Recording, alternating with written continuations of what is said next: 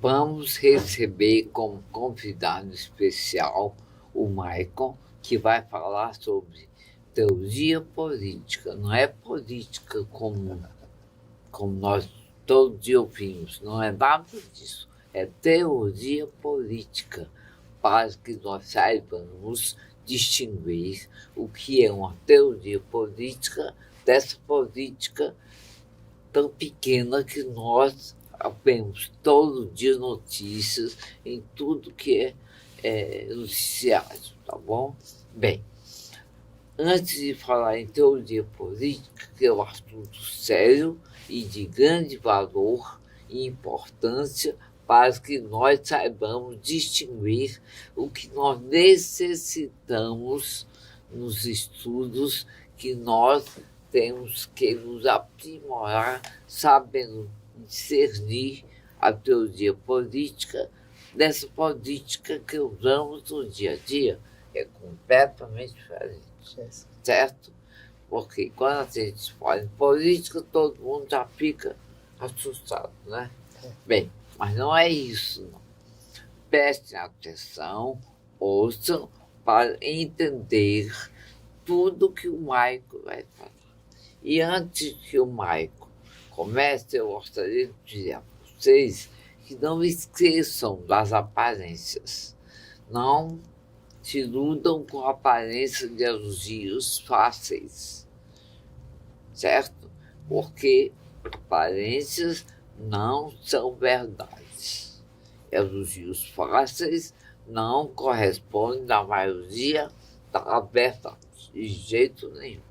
Se você, às vezes, quer se sair bem de uma situação difícil, de uma saia justa, como se diz, você usa um ardil, um elogio fácil, para de cabeça erguida, você sair do local em que você se encontra. Tudo isso são momentos que todos nós passamos inesperadamente, certo? Bem, agora vamos ouvir o Maico saber o que é teoria política. Pode falar, mas de boa noite, o que é realmente a teoria política? Boa pergunta. Prazer, eu sou Michael Melo Boccaccio, eu sou ex-professor de filosofia, eu dei aula de filosofia por alguns anos na Universidade Estadual do Ceará e hoje eu estou na UFC. Na UES. Na UES. Isso. Mas hoje eu sou escritor. Lançou um livro. Lancei. Como é o nome do seu livro? O livro se chama Entre Mitos e Fantasmas. Mitos Entre Mitos e Fantasmas. Um guia de iniciação ao pensamento político. Certo. Então é um livro que ele tenta ajudar a pessoa que nunca viu nenhuma discussão sobre política, que nunca teve oportunidade de ler um livro ou de ir a uma universidade, a entender, como você mesmo disse no início, né, sobre os conceitos, sobre os métodos da teoria política, ainda a partir de exemplos do nosso dia a dia, a partir de notícias que a gente pega do jornal, a partir de questões que têm a ver com o nosso cotidiano. Então, o livro ele se utiliza desses exemplos e começa a trabalhar, a problematizar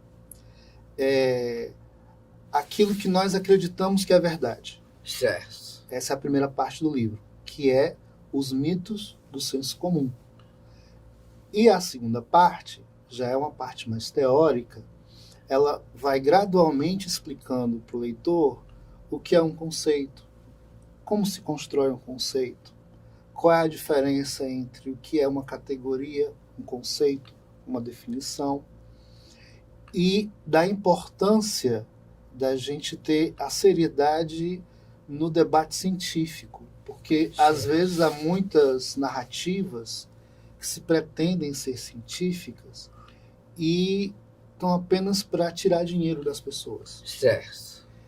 Então, depois de tudo isso, a gente separou alguns conceitos do pensamento político, né, discutido pelos autores clássicos, e a gente explica de onde eles vêm, né, como é que eles podem ser questionados. E na conclusão do nosso livro, a gente tenta ajudar o leitor, e esse é todo o nosso objetivo, né, o leitor, a leitora, enfim, a criar os seus próprios critérios de avaliação, porque esse é o nosso objetivo. Certo. Então não é dizer para você o que você deve, em quem você deve acreditar, Certo. mas ajudar você a reconhecer através de critérios que você mesmo pode ser capaz de elaborar, a formar o seu próprio, aquilo que a gente chama de grade heurística, né? A sua própria visão de mundo, sem, a partir disso, a partir dos seus próprios critérios de análise, a partir da sua... pegar aquilo que você vive no seu dia a dia e perguntar, questionar, será que isso está certo? Será que isso está errado? Como é que eu posso avaliar a verdade do que está sendo dito para mim? Certo. Então, não é um livro de política que tenta doutrinar o leitor, a leitora, a um ponto de vista, mas é um livro que tenta ajudar aquele que lê a construir o seu ponto de vista. Porque esse livro ele foi escrito no final da pandemia, né?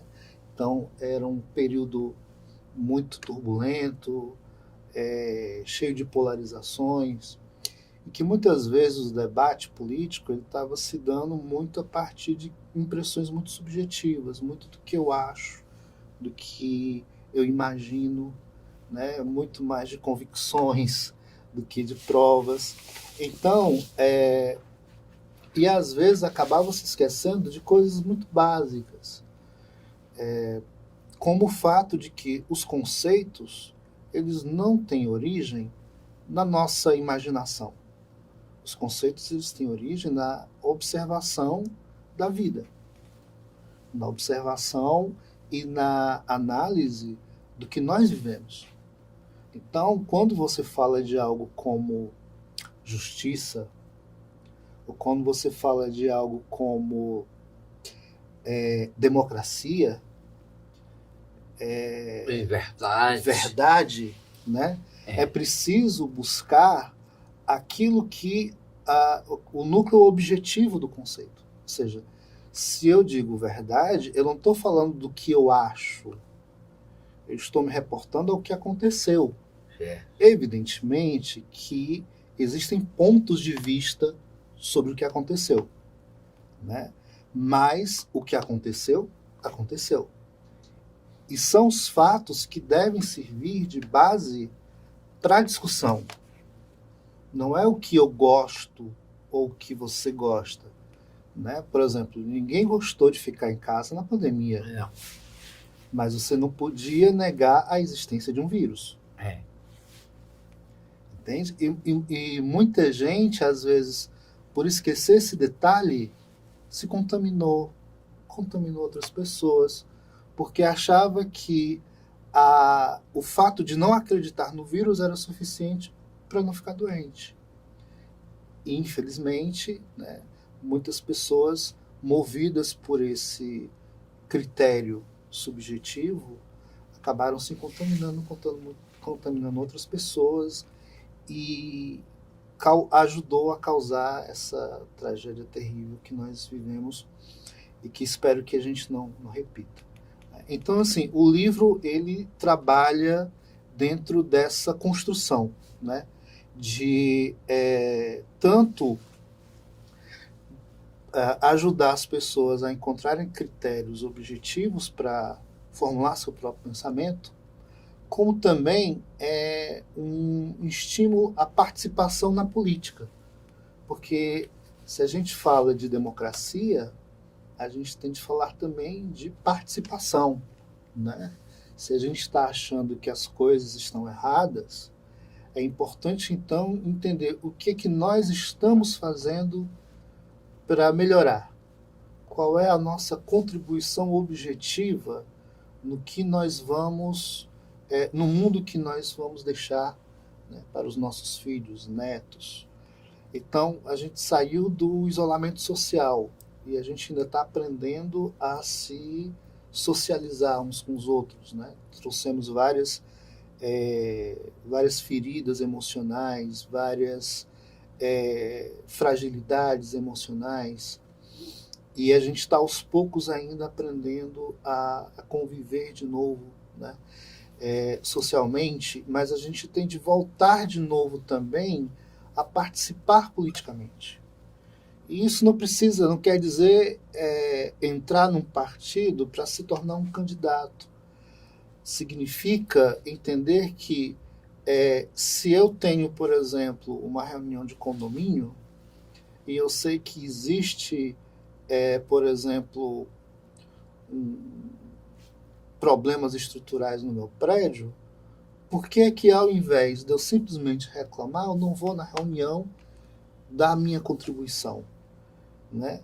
Se, por exemplo, eu entendo que a minha universidade ela tem problemas, como, por exemplo, não tem professor suficiente para todas as disciplinas, ou eu gostaria que tivesse mais linhas de pós-graduação, por que que eu não participo do centro acadêmico ou, né, dos espaços de participação que a universidade me oferece? Então, é um convite também à participação, a entender que a democracia ela é também um direito, né, mas ela é também uma responsabilidade. É uma responsabilidade que nos desafia ao engajamento, né? Aonde ele for, não existe uma única forma da gente se engajar, né? Existem vários espaços e a vantagem da gente viver na democracia é isso, é porque a democracia oferece espaços dos mais variados, aonde a gente se identifique que está fazendo uma contribuição efetiva para o mundo onde a gente está, né? Então, o livro foi pensado nessa situação, trabalha esses contextos, e é um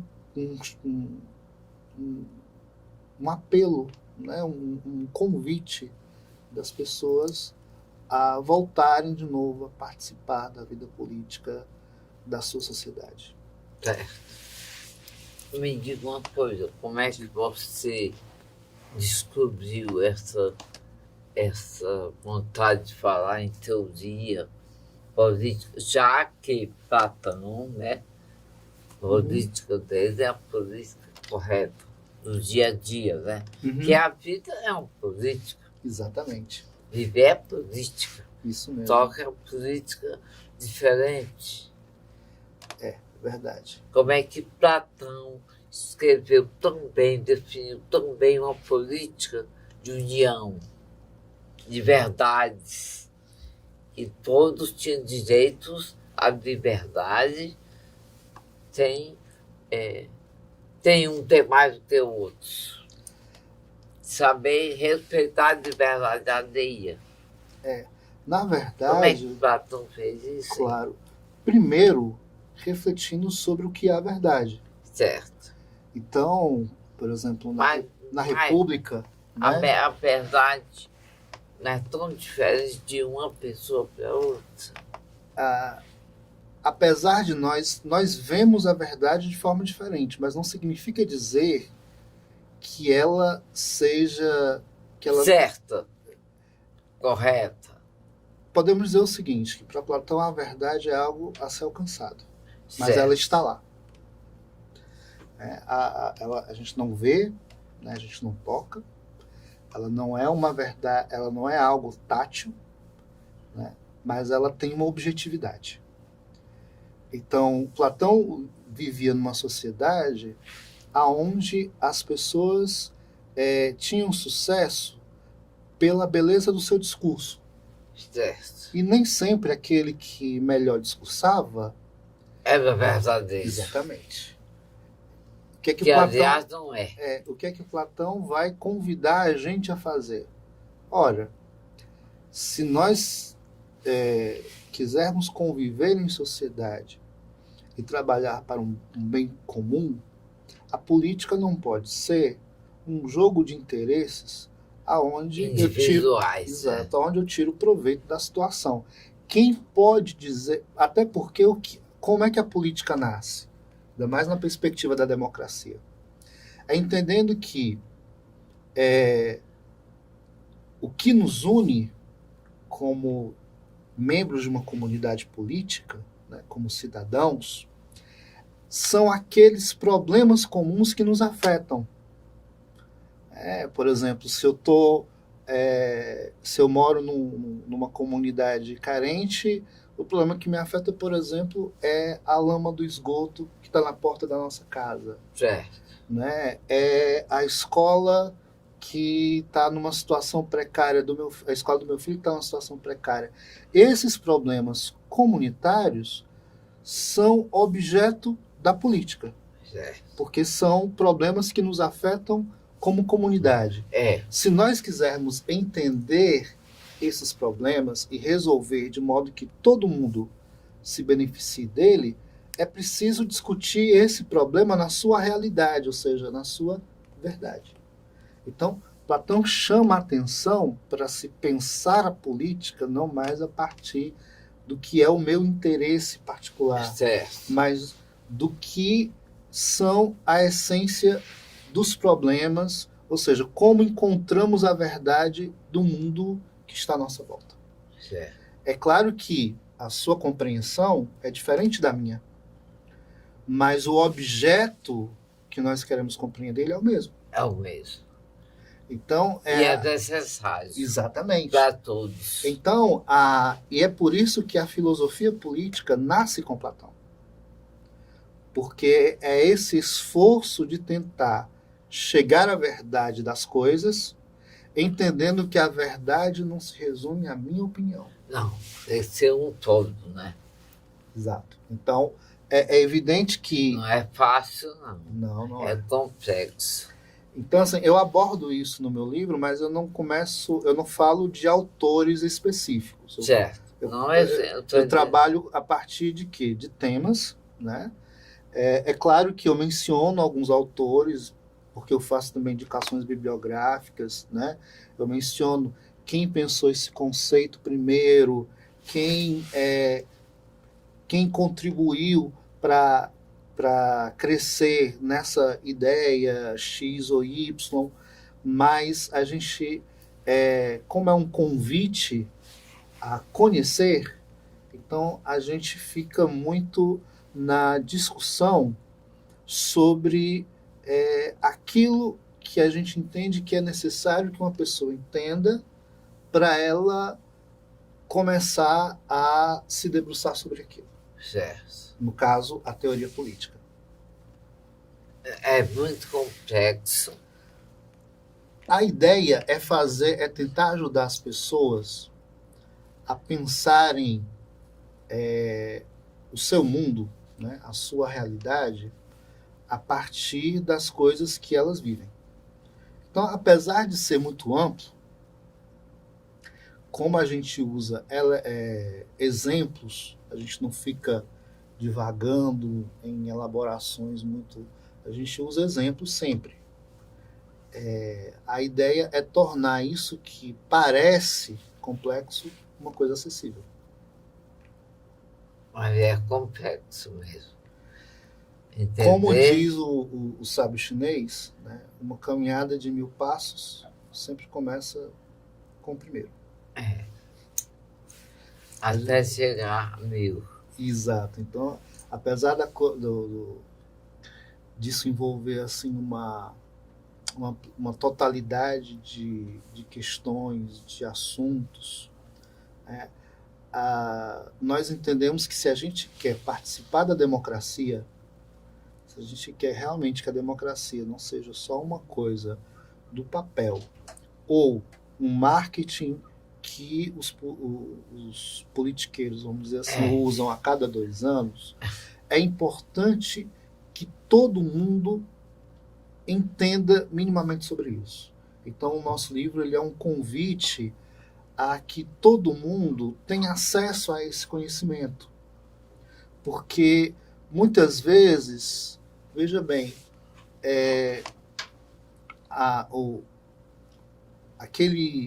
aquela pessoa que chega em casa do trabalho e ela senta na televisão para ela se informar, às vezes o comentarista político ou o economista que estiver falando, ele não chega no nível de compreensão daquela pessoa. E aquela pessoa acha que os temas e os problemas ligados à política são complexos demais para ela entender. Entendeu? E o que acontece? Temas importantes, ou pautas importantes da sociedade, acabam sendo votadas nos palácios do poder sem que a sociedade discuta. Então, muitas vezes, uma lei ou uma reforma ela é aprovada e eu nem fiquei sabendo.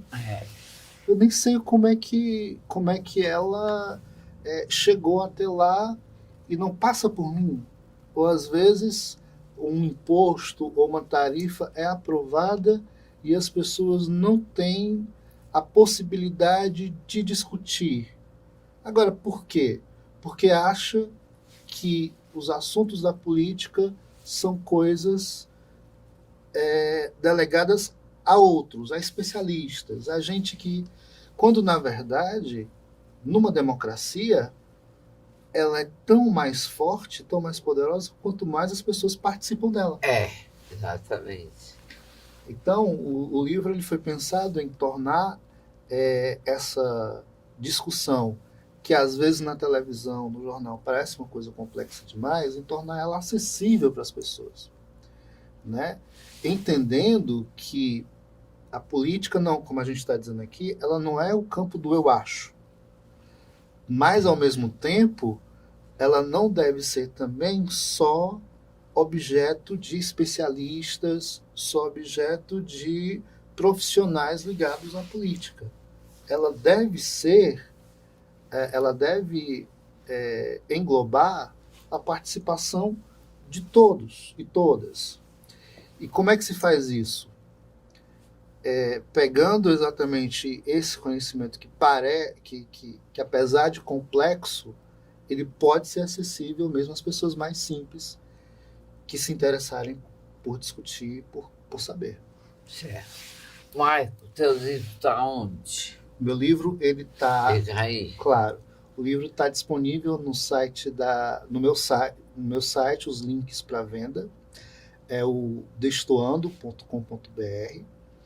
Também você pode encontrar a versão digital dele em marketplaces como a Amazon. E também no site da editora que publicou meu livro, a editora Dialética. Você pode encontrar também a versão física lá, né? No site da editora. Eu não lembro do endereço eletrônico, mas basta você digitar lá no Google Editora Dialética, que o site está lá, aí é só clicar lá no título do livro. Né? Entre mitos e você lançou quando? O livro ele tem uma história muito interessante, porque é o seguinte, eu deixei de ser professor há alguns anos e eu comecei a me dedicar à minha carreira de escritor e de pesquisador. Certo. Nisso eu lancei 2 sites. Né? O site onde eu publico as minhas pesquisas, que é o destoando.com.br, e o site onde eu publico a minha produção literária, né? Crônicas, poemas, resenhas literárias, que é o Versiprosa. O versiprosa.com.br. Engraçado que quando eu escrevi um livro, eu escrevi 3 livros. O Carlos Daldi, que na época fez uma crítica, ele disse que, tirando as arestas, já de uma prosa. Olha que legal, foi bonito. Mais ou menos, se tirar todas as arestas, não sabia nem que eram arestas, visa uma prosa, um verso e prosa. Olha que bonito, que bonito. Por Não. quê? Seria como é as arestas, que você entende? Bom, Seria arestas. arestas é tudo aquilo que você pode descartar de um texto, Certo. entendeu? No caso, pelo que você me falou, você escreveu um livro de versos? Escrevi Eu e o Mundo Novo que descobri. O outro eu escrevi O amor não exige obrigações. Mas era poesia?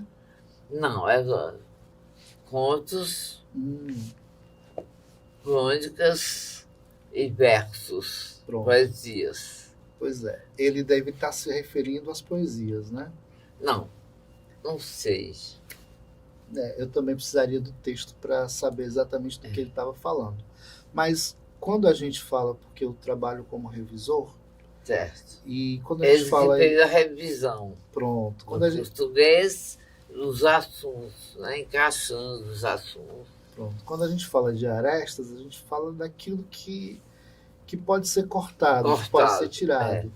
Né? Às vezes é uma As ideia. repetições, Exato. É uma palavra que se repete, ou uma ideia que você já usou no começo do texto. Certo. E aí ela volta numa situação onde você já está falando de outra coisa. Mas, positivo que pareça, eu tenho um exemplar de cada um, que eu guardei tão bem guardado, que eu tenho que procurar onde estão. Isso vive acontecendo comigo. Sabe por quê? Porque eu vendi todos os meus livros na noite de autógrafos e pelo telefone, com meus que amigos. Legal, que bom. Eu ligava e dizia, olha, não sei isso. Aí que bom. É muito bom quando a eu gente fiz tem um uma trabalho da tiragem gente de reconhecido 2 assim. livros só. Mas independente da Paguei tiragem. tudo eu mesma. Não fiz ajuda da cultura. Porque quando você recebe ajuda, eles querem ficar com os livros, Entendi. né? Sobra pouco para você. No caso, mas independente da tiragem, é muito bom quando o nosso trabalho ele é reconhecido pelas pessoas. Né? É muito bonito esse negócio. Eu não me dediquei por um motivo. Eu me cansei, sabe? De noite de autógrafos, aquelas coisas. De escrever os tempos sempre. Eu ainda não tive uma noite de autógrafos? Escrevi para jornal, escrevi para Tribuna do Ceará, tinha colunas na Tribuna, escrevi para o jornal do Colégio Batista. Você deve escrever muito bem, né? Acho que não. Sou uma amadora mesmo. Mas eu falava sobre o ser humano. Entendo. Isso tocava nas pessoas. Né? Porque o ser humano é o meio.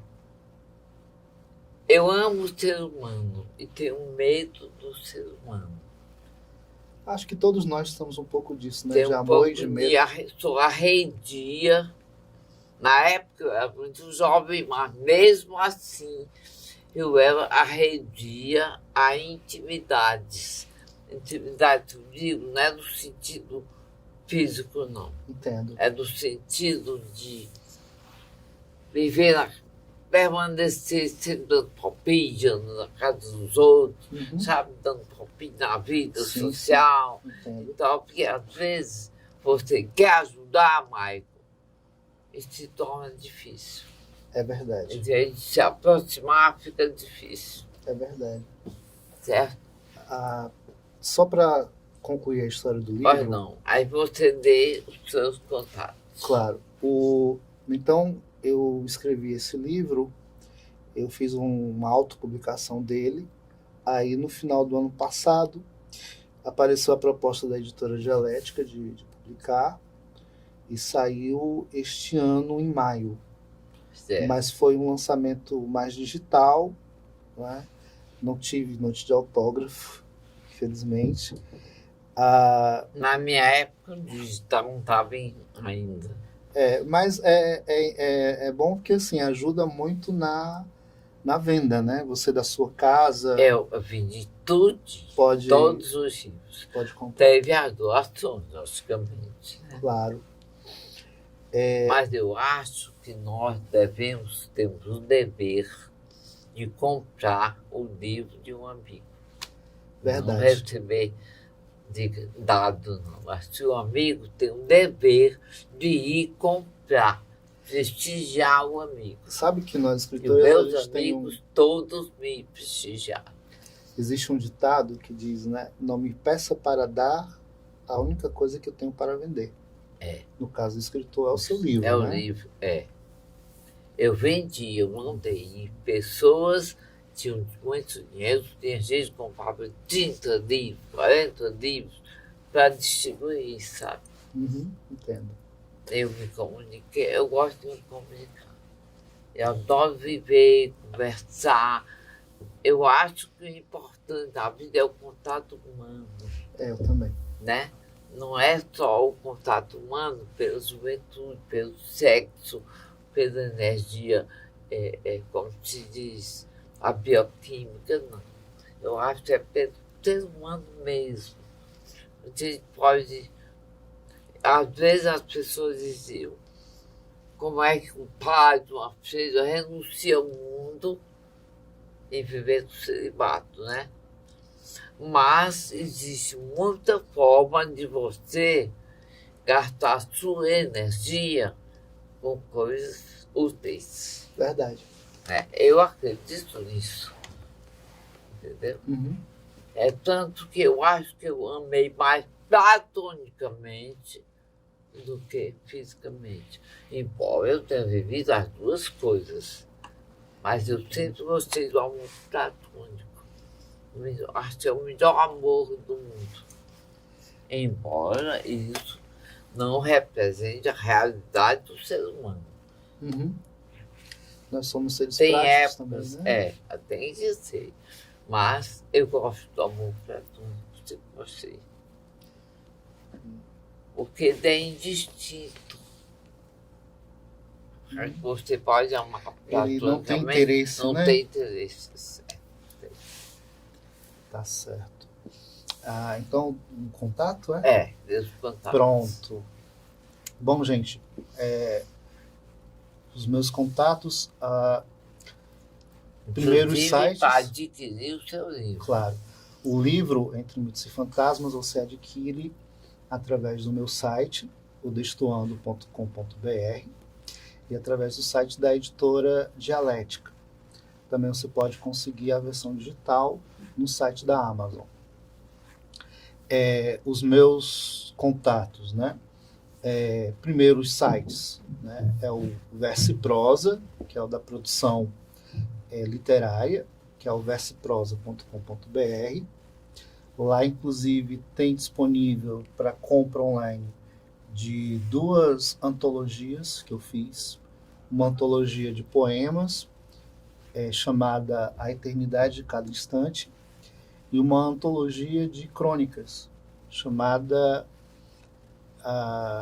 Crônicas do País do Absurdo. E o site Destoando, né, como eu acabei de mencionar, o destoando.com.br, onde estão lá os links para compra do meu livro O Entre Mitos e Fantasmas. As redes são as redes dos sites, né?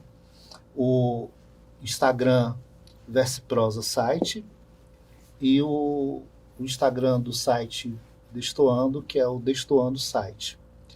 Também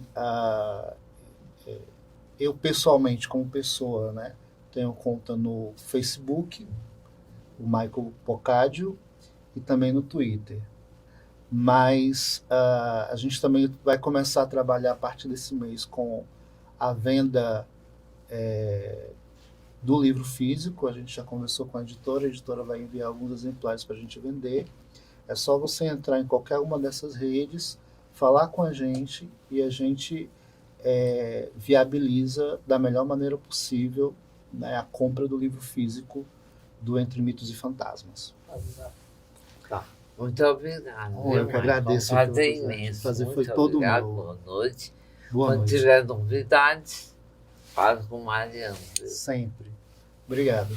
Bem, eu fiquei feliz com os convidados, inclusive Acho que vocês tiraram um bom proveito de tudo que aqui foi falado, de tudo que foi explicado, para se ver melhor.